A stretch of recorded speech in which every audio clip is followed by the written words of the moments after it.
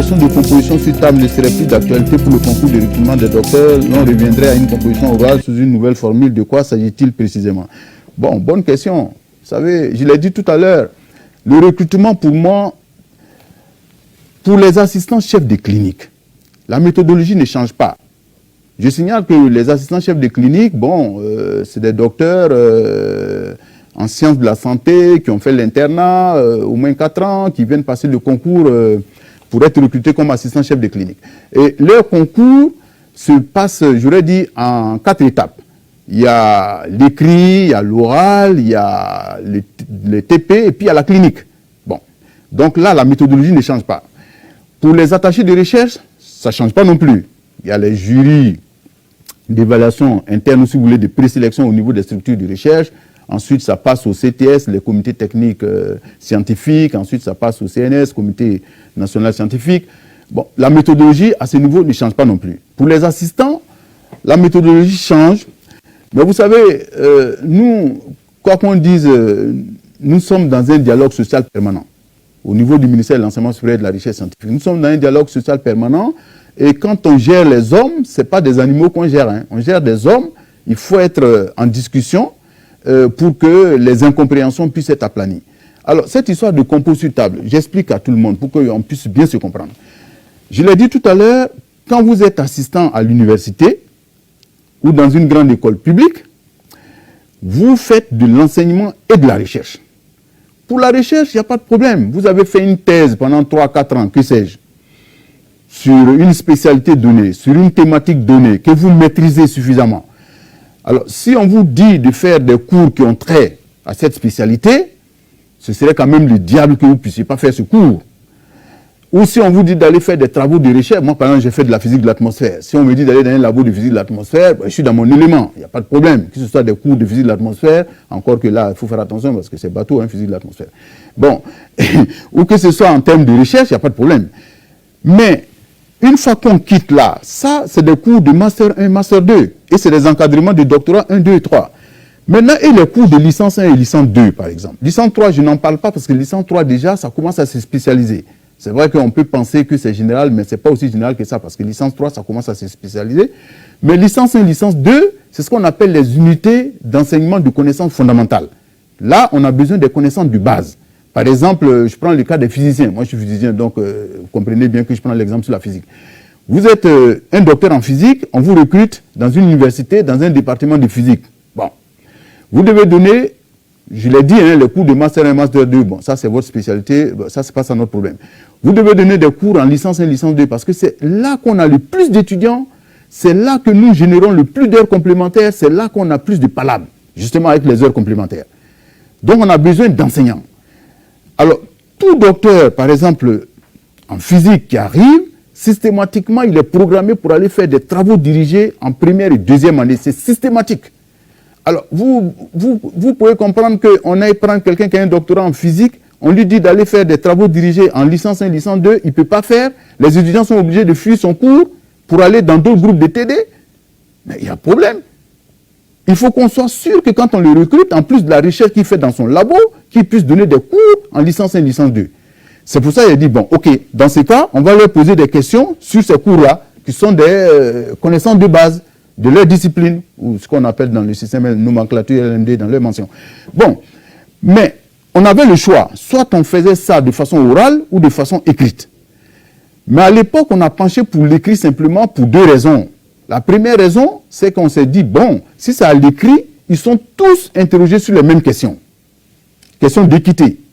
Deuxièmement, ils ont la compo, pour chaque unité d'enseignement fondamental, la compo dure 1 heure. Ça leur laisse beaucoup de temps pour réfléchir. Moi, je l'ai fait, je le dis honnêtement, pour aider les candidats. Bien au contraire, pour les aider. Bon, maintenant, comme il y en a qui en ont fait quelque chose de, j'aurais dit doctrinal, comme si... J'ai dit, bon, lorsqu'on les a reçus avant-hier, j'ai été clair avec eux. Hein, j'ai dit, bon, les collectifs de docteurs non recrutés. Moi, mon problème, c'est de m'assurer que ceux que je recrute pourront aller faire les cours correctement à mes étudiants. Maintenant, cette évaluation du segment enseignement, qu'on le fasse à l'oral ou à l'écrit, franchement, ce n'est pas mon problème. Mon problème, c'est de m'assurer que vous pourrez faire ces cours. Maintenant, je leur ai dit, vous consultez entre vous, vous voulez qu'on continue à faire sur table, à l'écrit ou bien à l'oral. Parce que de toute façon, vous serez interrogé dessus. Ça, c'est clair. Ils sont sortis, ils se sont concertés pendant une dizaine de minutes, ils sont revenus, ils m'ont dit, bon, ils préfèrent le faire à l'oral. J'ai dit, bon, qu'à cela ne tienne. On a même codifié. Vous faites à l'oral, ce n'est pas un problème. Vous rentrez dans la salle. Bon, vous avez 3 membres de jury qui sont là, qui sont, 6 membres de jury qui sont là, qui sont 6 enseignants-chercheurs de haut vol choisis parmi des enseignants-chercheurs désignés par les universités elles-mêmes.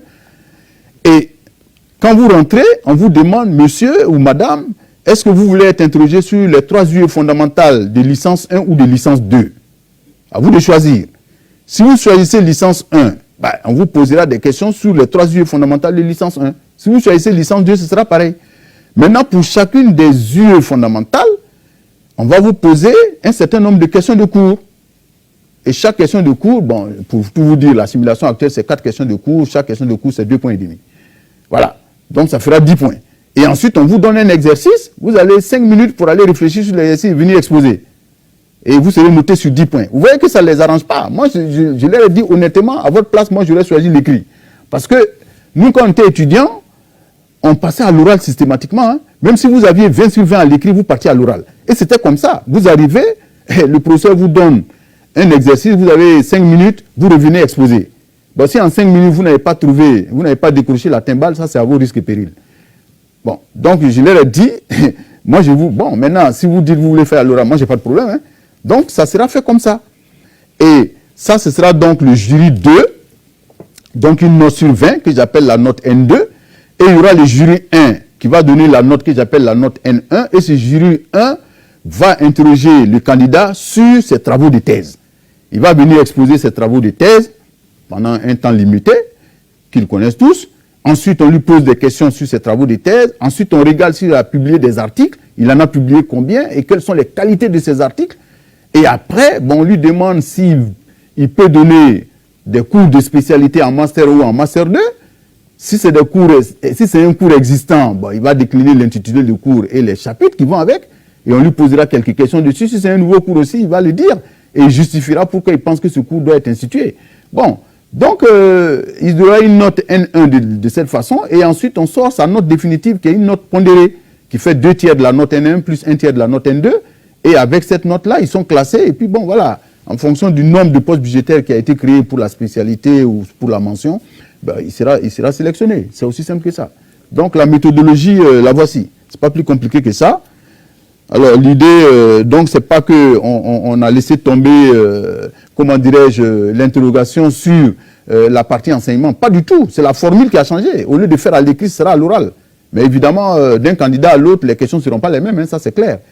Donc bon, comme je l'ai dit, si vous avez la chance que vous tombez sur des questions plus simples, bon, c'est votre chance. Si vous tombez sur des questions plus compliquées, bon, ça c'est bon. Voilà. C'est pour ça que j'avais dit à l'écrit, au moins vous êtes tous interrogés sur les mêmes questions. Voilà. Pour ceux qui sont physiciens dans la salle, vous savez, hein, vous venez pour une unité d'enseignement fondamental de physique, par exemple, bon, il y a des questions, moi je sais que si je vous pose, bon, ça risque d'être très compliqué. Il y a d'autres aussi, je sais que, bon, voilà, c'est bon, c'est pour ça que j'avais dit à l'écrit, c'était plus simple. Mais bon, cela dit, c'est des docteurs, je leur fais confiance, ils sont suffisamment bons, ils ont été suffisamment bien formés, bon, ils pourront s'en sortir. Voilà, ils pourront s'en sortir. Parce que je signale que parfois aussi, c'est un peu délicat de le dire, mais la vérité, c'est que quand je regarde le dernier concours, bon, il y avait quand même quelques petits soucis. Donc, il faut qu'ils s'apprêtent un peu plus. Voilà, je leur demande de s'apprêter un peu plus. Bon, je pense avoir été suffisamment long sur cette question. Au ministère de l'Enseignement supérieur, donc, de lever le voile sur un certain nombre de préoccupations et de questions des Ivoiriens. Merci.